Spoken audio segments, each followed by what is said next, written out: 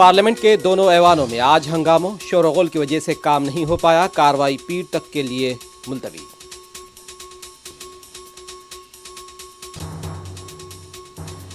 मुझे वजाहत का मौका नहीं दिया जा रहा है। ऐवान में सोनिया गांधी की तौहीन नामुनासिब। अधीर रंजन चौधरी का रद्द-ए-अमल। स्मृति ईरानी माफी मांगे। पार्लियामेंट के बाहर कांग्रेस का एहतजाज।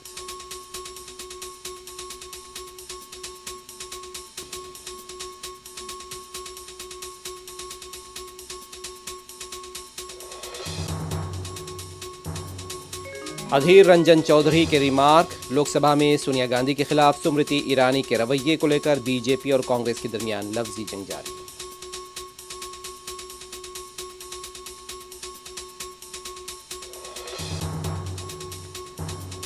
तेलंगाना के नागर कर्नूल में तामीरी काम के दौरान 5 मजदूर हलाक।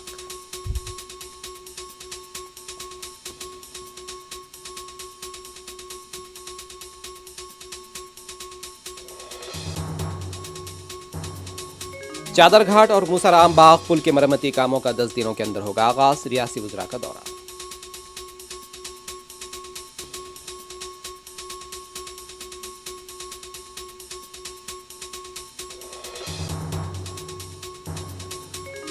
साइबराबाद एसओटी माधापुर ने फर्जी तालीमी सर्टिफिकेट के रैकेट को किया बेनकाब। 100 सर्टिफिकेट जब्त।